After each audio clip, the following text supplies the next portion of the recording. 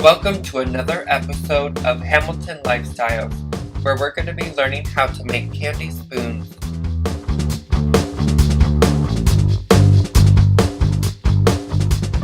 Some supplies you're going to need are your choice of candy melts, one ziplock bag for each one, spoon mold, a wet washcloth, a butter knife, and space in your fridge or freezer.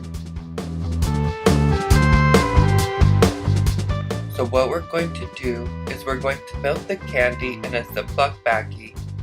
Then we're going to place it in the mold. We'll level it out.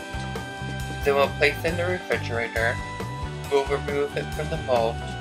And then we'll be able to decorate.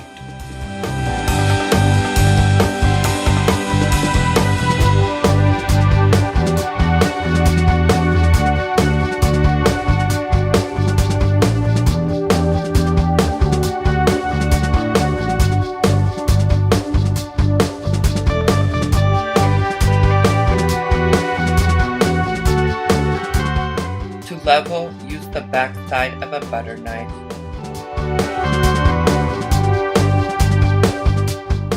When removing the spoons, just remember they are delicate along the stem.